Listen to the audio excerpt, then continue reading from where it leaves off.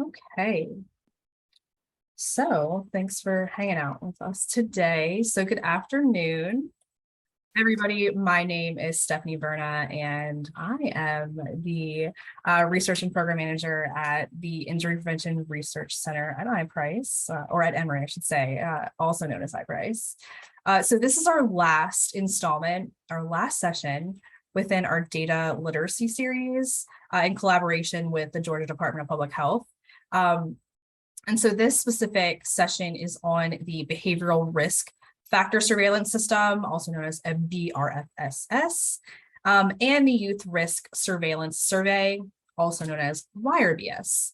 And so in our first session, we talked about Georgia's tool for public health and public policy data analysis, the online analytical statistical information system, also known as OASIS. That was our first session. And then our second session had EMS and trauma data set information.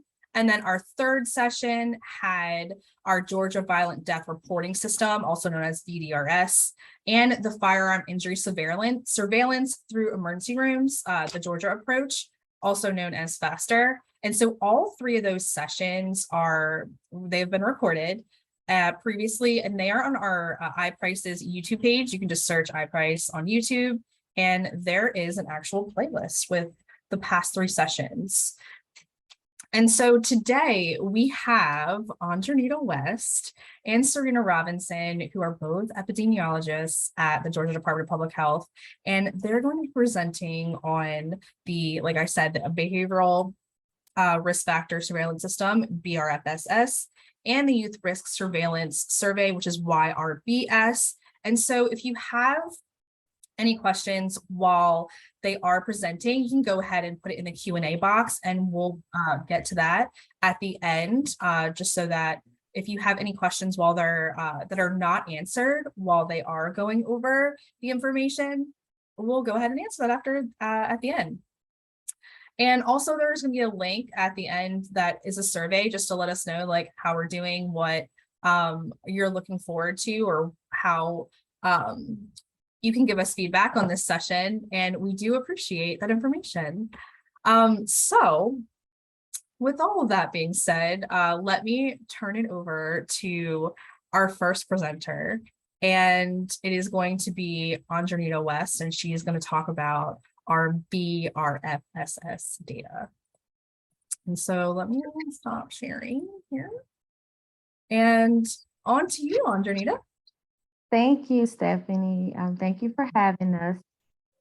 So I am Andronita West. I am the BRFSS coordinator and epidemiologist at the Georgia Department of Public Health. I'm the person that you go to for all things BRFSS, or Behavioral Risk Factor Surveillance System. So today I'm going to talk about what the Behavioral Risk Factor Surveillance System is, just different components of it, and do a brief demo on how you can access the data on the CDC website, and also give more information if you would like to access more data that's not available on the CDC website. So I have shared my screen. If you can't see it, please let me know. You are good to go. Okay.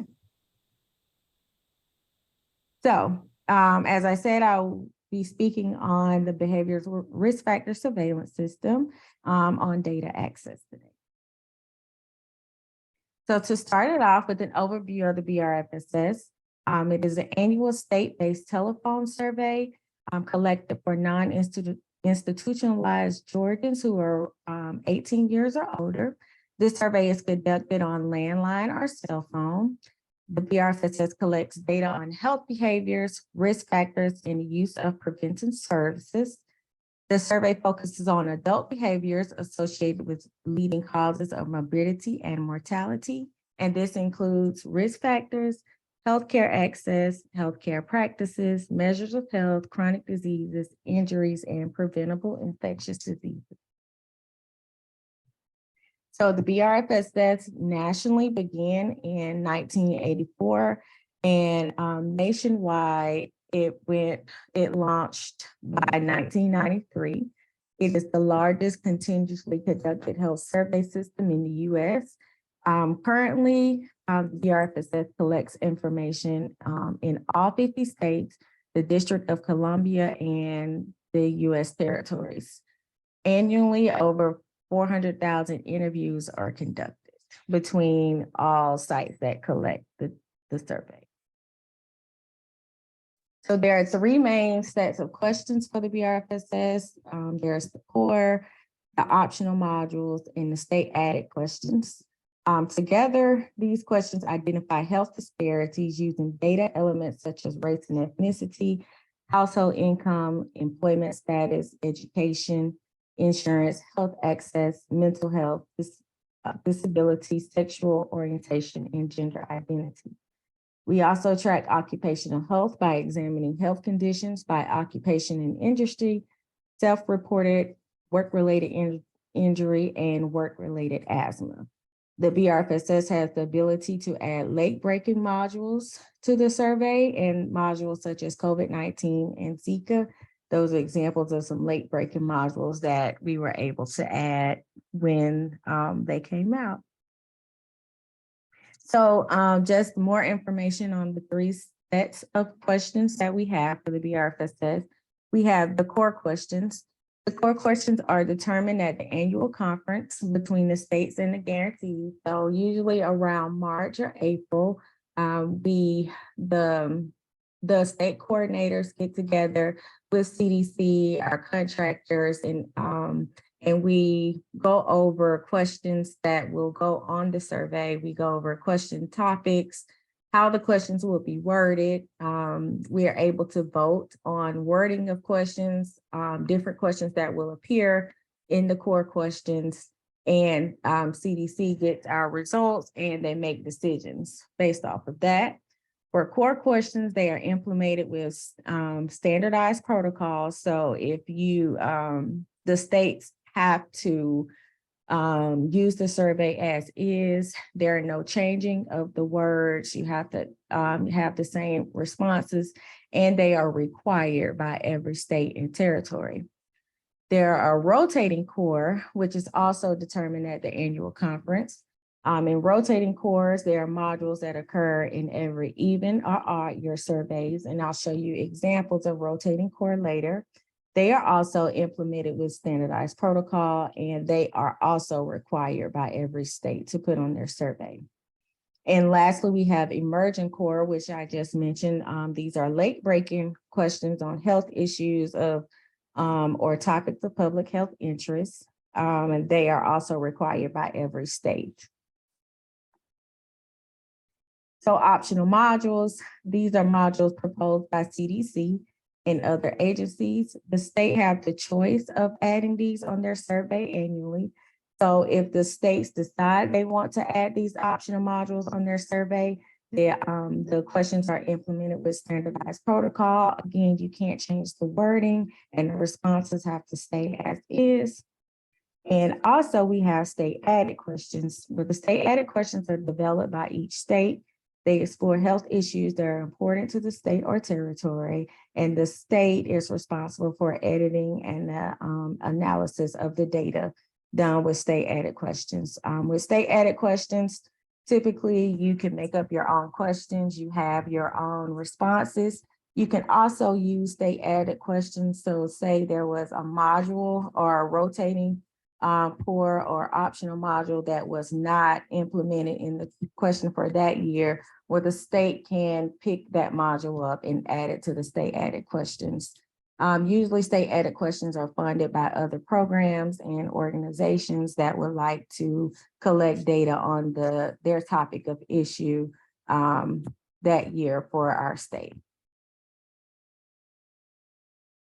So more on the rotating core.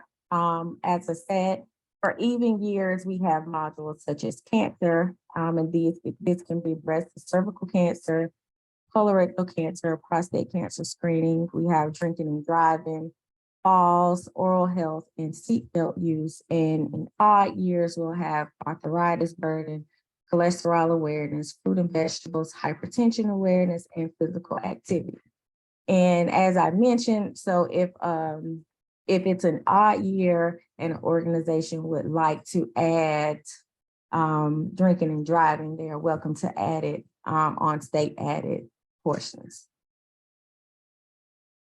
So the different optional modules, these are just examples. They're like diabetes, different immunizations. We have cognitive decline, the caregiver, adverse child experiences or ACEs, social determinants of health, reactions to race, and tobacco cessation. You can, this is not a full list of optional modules.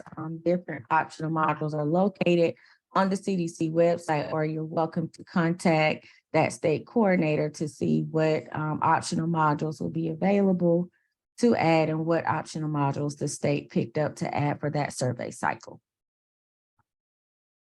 So with state added questions, in 2022, Georgia added the following state added questions: injury and occupation, oral health, lupus, stroke, and bereavement. We also have the asthma callback on the survey. And the asthma callback is an in-depth asthma survey developed by the Asthma and Community Health Branch in the National Center for Environmental Health. It's conducted with BRFSS respondents who report to have an asthma diagnosis, and it's conducted approximately 2 weeks after the BRFSS. So if you are selected to do the BRFSS and you say you have asthma, chances are you're randomly selected and you'll get a call back 2 weeks later to ask more in-depth questions about your asthma diagnosis. They'll ask about whether your asthma is controlled. Do you see a doctor? What kind of medications you have? Have your asthma prevented you from missing work? Any physical activity your asthma has prevented you from? And we conduct this on adults and also children. So if an adult reports to have a child that was diagnosed with asthma, they will go in the pool and get randomly selected to do questions on that child as well. And the majority of the states collect data for asthma callback. The asthma callback is optional. So there are years where states will add the asthma callback, or they won't add the asthma callback. And some states choose to collect asthma callback on either adults. Some choose to collect it on kids and not adults, or some can collect asthma callback on children and adults. Georgia, we typically do the asthma callback on kids and adults. So the process of the BRFSS is, as I mentioned, we have an annual conference that we get together where the questions are constructed. The coordinators are able to vote on the questions. CDC puts the survey together afterwards. They will send the survey out to the states to get feedback. The survey, after it's put together, goes through a process of approval. Once the questionnaire is approved, it is ready to be launched for the next survey cycle. So in the survey cycle, the survey is collected from January to December. Every month, CDC gives states samples, and these samples are randomly selected of telephones, landline, and cell phone. They're given to the contractor. The contractor calls these samples 7 days a week. We exclude major holidays or major state events. Like if there's a disaster happening, then the contractor will not conduct interviews on that day. The interviews are conducted in accordance with protocol from the CDC. The interviews are conducted using a computer-assisted telephone interview. And each month, the interviews are edited and sent to CDC for collection. The CDC will clean it up. At the end of the year, CDC takes all data, they clean the data, they weigh the data, and they send it back to the states for analysis. Some of this data is located on the CDC website. And as I said, I will show you a demo for that a little later. So when you talk about weighting the BRFSS, CDC uses a raking method, which is called the iterative proportional fitting or raking. And this allows the introduction of more demographics such as education, marital status, and home ownership. This increases the representatives of the estimates, and it allows for the incorporation of telephone or landline into the weighting methodology. So more specifically, the Georgia BRFSS, it is administered by the Georgia Department of Public Health. It began in 1985. We started using a contractor to collect the data in 2005. We can look at data all the way down to the public health district level and sometimes county level. We typically like to keep the survey less than 30 minutes. So just a brief look at the numbers of the Georgia BRFSS. Annually, we conduct about an average of 8,000 surveys each year. We have about 16 optional modules that we picked up in 2022. There are 5 state added question sets for 2022, and we use data down to the public health district for comparison. And there are 18 public health districts. So we collect information on a wide range of public health topics, and these are just some that are listed here: diet and nutrition, seatbelt use, social determinants of health, of course, ACEs, alcohol use, tobacco use, obesity. There are more, but these are just some that we collect information on. And there are a wide range of health conditions we collect information on, such as mental health, asthma, arthritis, cancer screening, diabetes, hypertension, cholesterol, and cancer. And so I wanted to show you just an example of some data that we're able to do with the BRFSS. So ACEs is very popular with the BRFSS. We have collected the ACEs for 2016 and 2018, and also we have it on 2020. So generally we have been combining 2016 and 2018 data to report out ACEs data. And here, this is just showing how many Georgians reported at least one ACEs. We're able to count the number of ACEs that Georgia adults may have, all the way from 1 all the way up to 4+. This is just more data on ACEs in Georgia. We have it broken down by sex and also by race and ethnicity, with also the count of ACEs. This is more information on ACEs.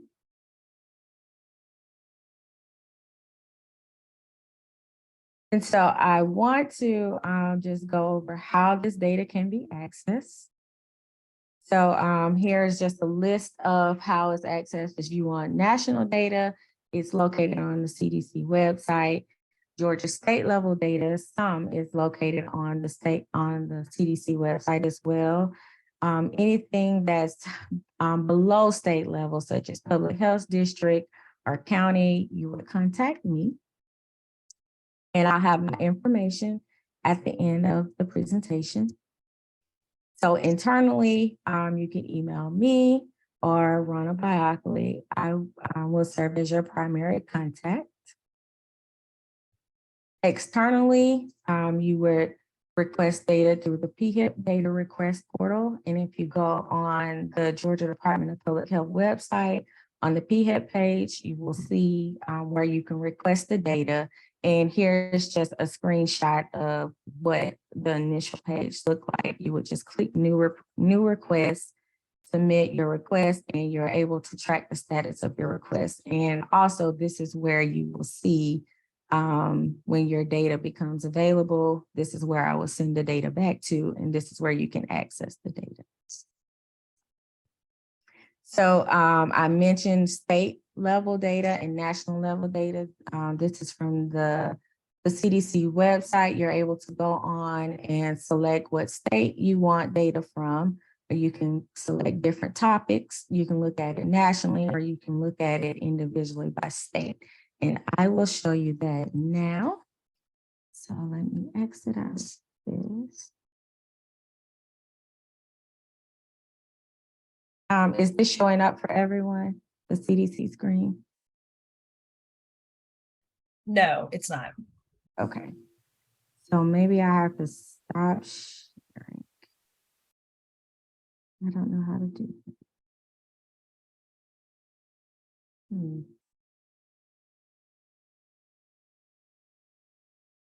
Okay, new share.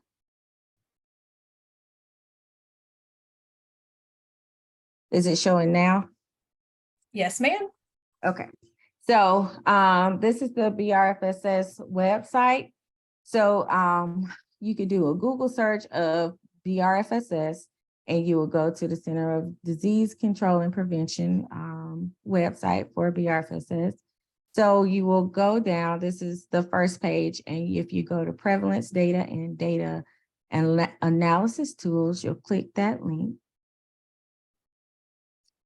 And also you'll go to prevalence and data and trend data and scroll down. And so here is what the screenshot showed of where you could select different data. If you want to look at Georgia, you just simply click on Georgia here.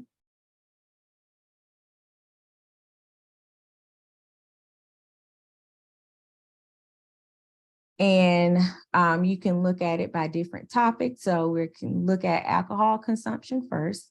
If we want to look at what topic in alcohol consumption, we can look at binge drinking. And you're able to select your year.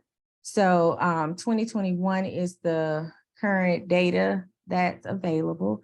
So you can look at 2021 and you would say go.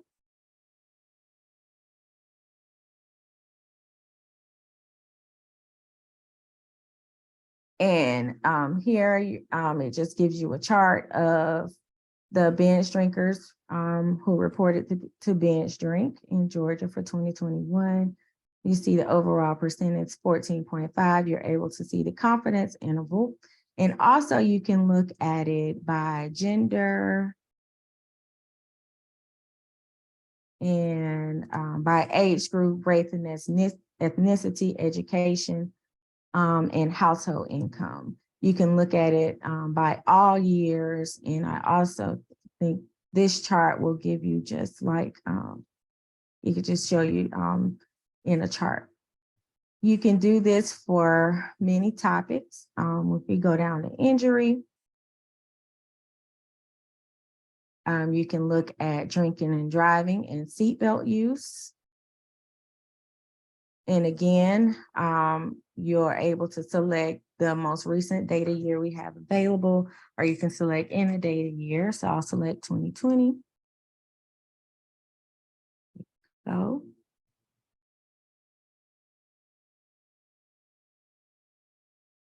And again, you're able to see in bar graphs, and also you're able to break it down by any subgroups. Anything beyond what's available on the CDC site, you can contact me and I'm able to give you that data if you put in a data request for it. Anything beyond state level, if you want to look at public health district level or sometimes county data, if we have enough data, then I'm able to analyze that data and share it with you. So I'll go back to my slide.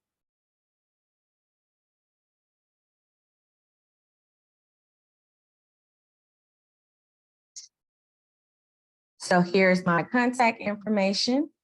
Stephanie can share it to you if you're not able to get it now. I know it's recorded. And any questions, but I think we're going to save questions to the end. That's it. Yeah, absolutely. Thank you so much, Andronita. We will now go on to YRBS. by Serena. And so after Serena's, we will take the Q&As for sure. So Serena, you are up. All right, thank you so much, Stephanie. Good afternoon, everyone. Let me go ahead and share my screen. Okay, let's see.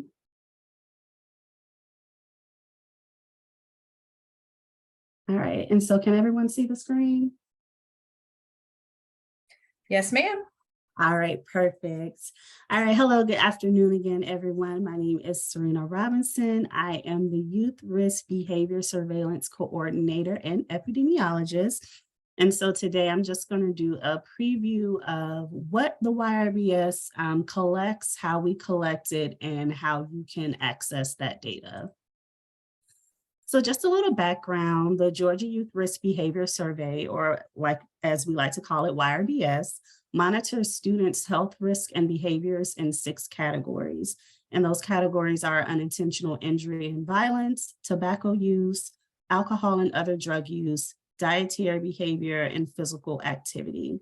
The YRBS is conducted every odd year. We are currently in the cycle right now. It's usually done during the spring semester, but in 2021, we had to push that back into the fall semester because of COVID. But now we're back on track of the spring semester of every odd year.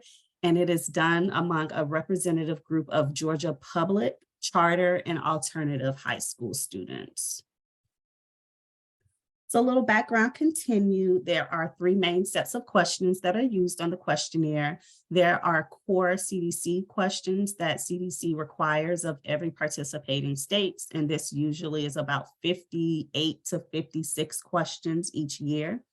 There are optional questions, and these are developed with CDC, and once those questions are developed, they are sent to participating states to basically get a gauge of how we think the questions should be worded, if we think that the questions are important.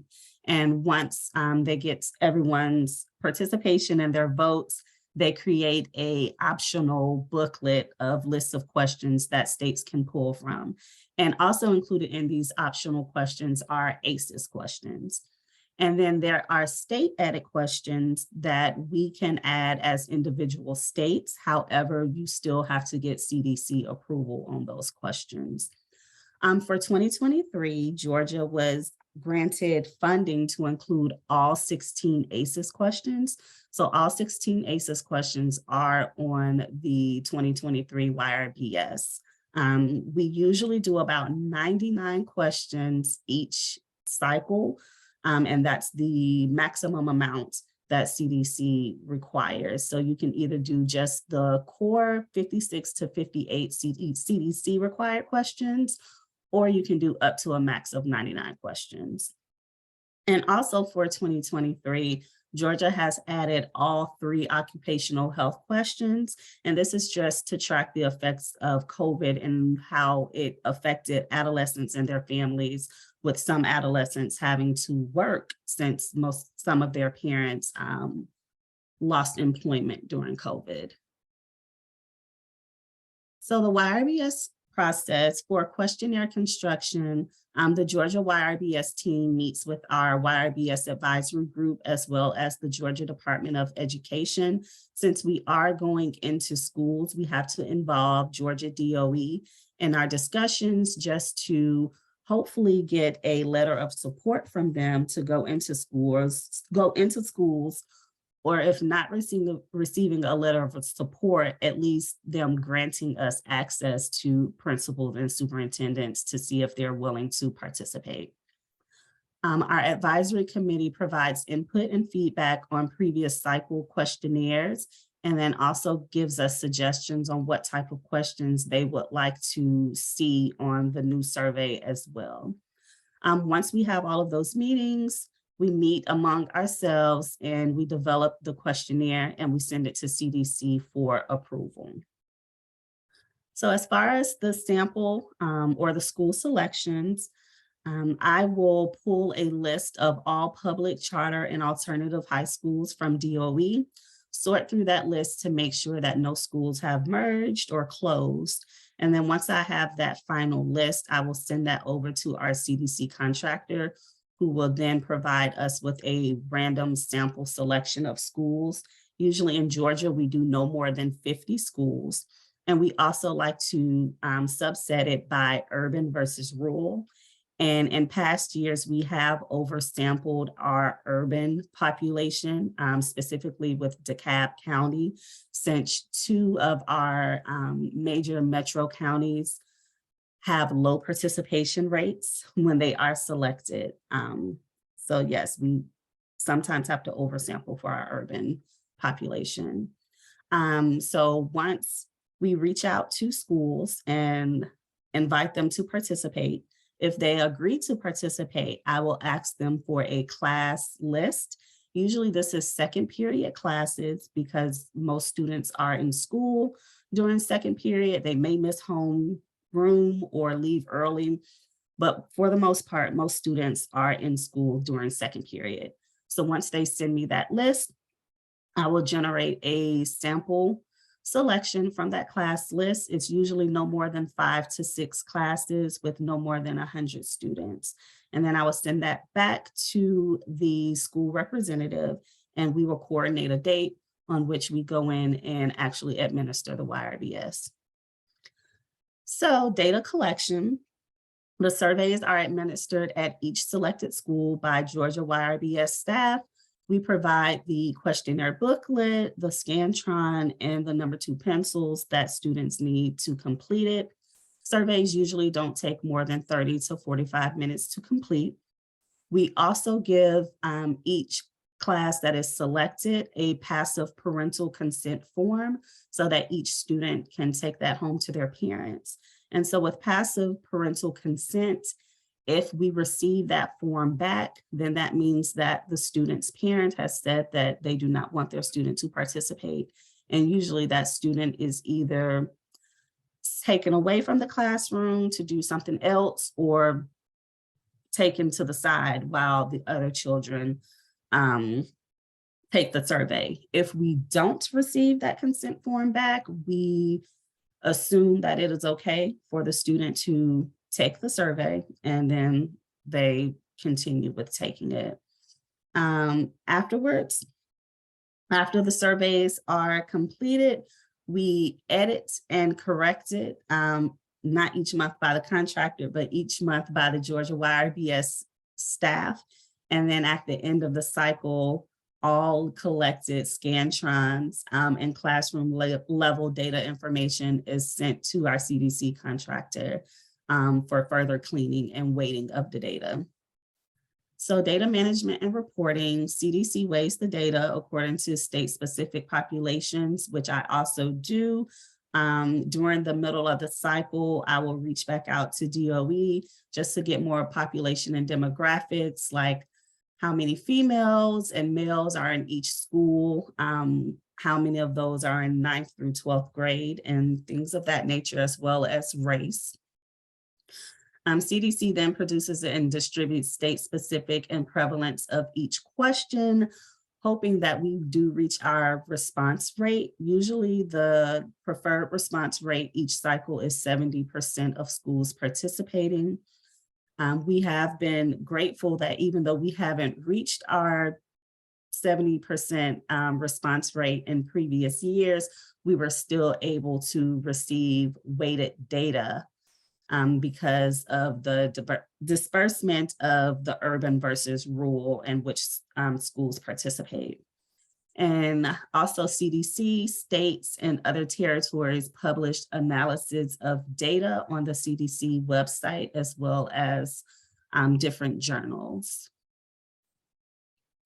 So here are just a few questions that may be of interest to those that look at injury data. So this is just the percentage of high school students who said that they used a seat belt. And this is from 2021. And then we were also lucky enough to get trend data. So we have it for 1991 and 93. from 2003 to 2013, and then from 2019 to 2021.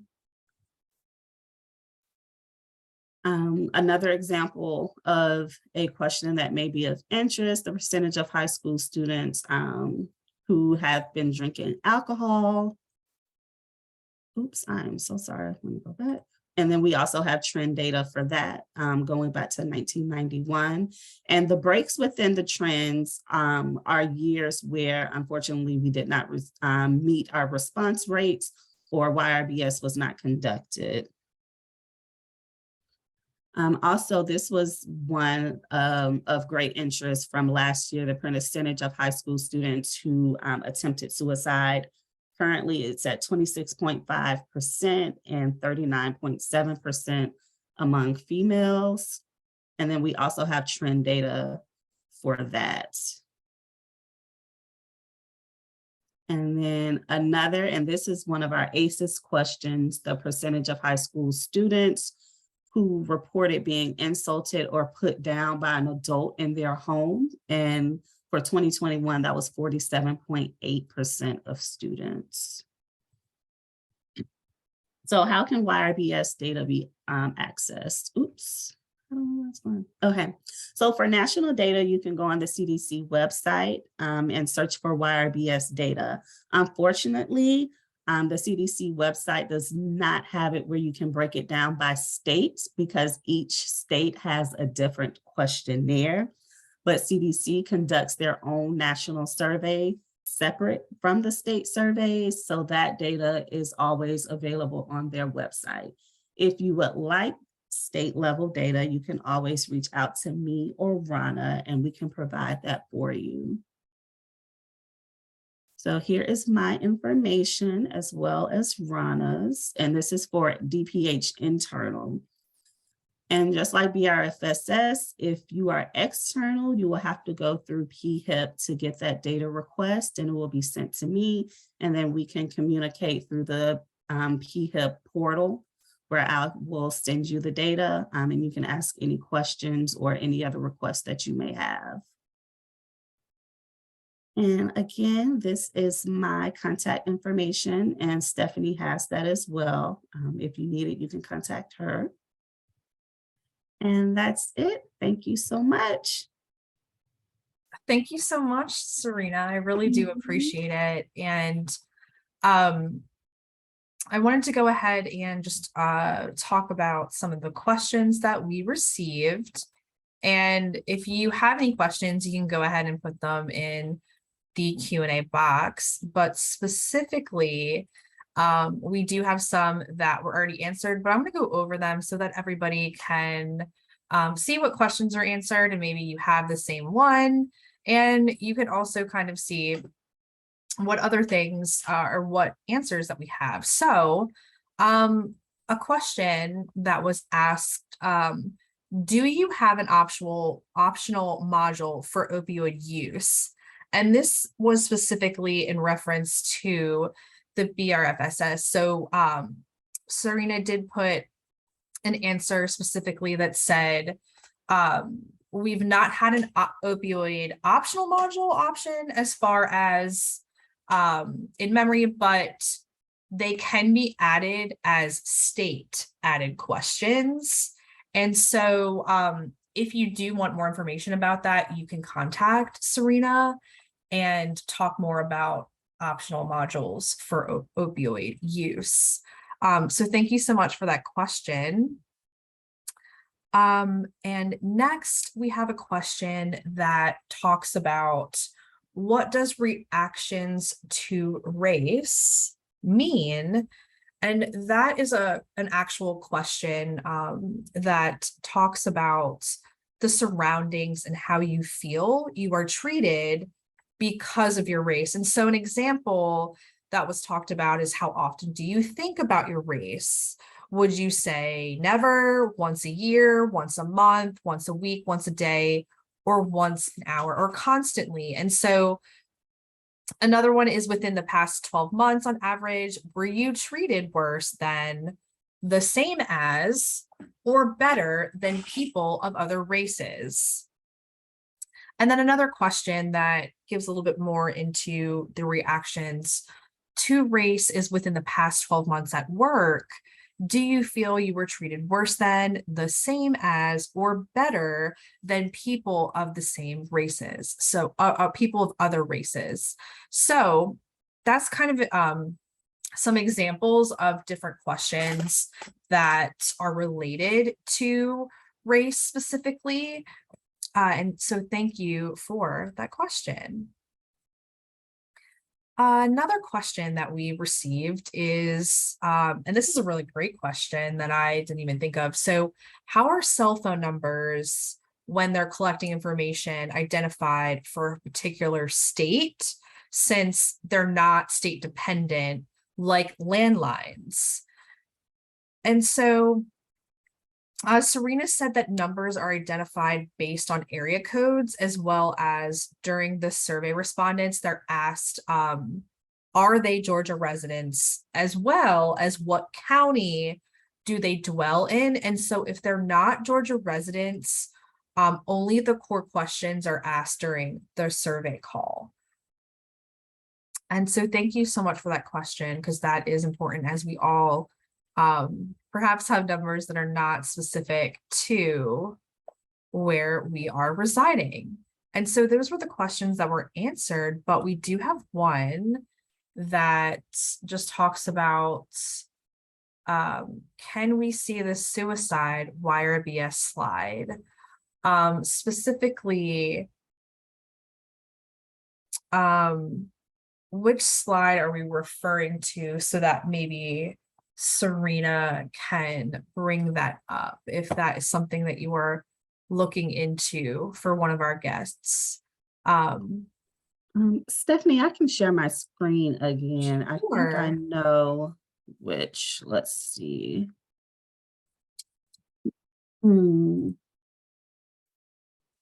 Yeah, the suicide YRBS slide. Okay, That's what here they're we looking go. for. Okay.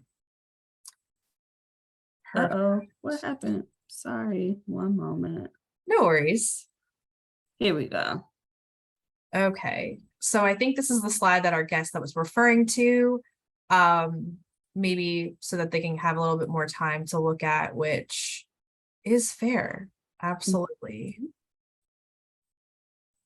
And so we'll leave it up for just a little bit. And while that slide is up, we do have another question that Andronita is typing an answer to, but I'm going to read it out loud, so everybody, if you have the same question, you can we can talk about it. So we're gonna, the contact information in the chat, and so we would love to put this in the chat for sure. And let me put this out to everybody so everybody can see it. But Andronita, if you want to, and Serena, if you want to paste your information in the chat to everybody so that I can send it out. But also I will put it in an email for everybody specifically, so that if you do need to contact specifically Serena and or Andronita about these two data surveys, that you're able to do so. But it will be coming in an email as well, so that you can see it. And so Serena did just put her name and like what she is actually with her email. Perfect. Thank you so much. To hosts and panelists. Perfect. And so looking at our questions and our answers, if anybody has any last questions, we have time for them. You can just put it in the Q&A box. And then, Andronita, when you get a moment, if you can put your information to the host and panelist, that would be fantastic. And thank you to all of our guests for today. We do appreciate all of your support over the time when we did have our different sessions, if this is the first one you've attended, and or if you've attended some the previous 3 sessions, we do appreciate it. And like I said, we will be putting this recording on our YouTube channel. It is going to be IPRCE, or the Injury Prevention Research Center at Emory. It is going to be under a playlist for a data literacy series with DPH, Georgia Department of Public Health. You can find that. And then also everybody that has registered will also get a link for registration, or excuse me, a link for all of the different videos, in addition to a link for a survey for some feedback and how we did and how we can improve, and give you guys exactly what you would like and how we can improve for next time. This is a series that is not one-off. We will be doing this at least every year, so we can get our new public health force individuals acclimated to the different types of data sets that are public facing and just how to use them, whether it be as a citizen or as a public health practitioner or researcher, because this information is out there. So look forward to that in the future. So thank you so much, everybody, for attending. Thank you to Andronita and Serena for today's presentations. In addition, I just want to say thank you so much for Georgia Department of Public Health and Rana for our epidemiologists that kind of get this information and are educating everybody about this information that is super helpful in our field, and for individuals that just want to see kind of like what's going on in injury and such. So again, thank you so much for hanging out with us in today's session. Look forward to the emails, and I hope everybody has a great day. So thank you so much. Bye, everybody.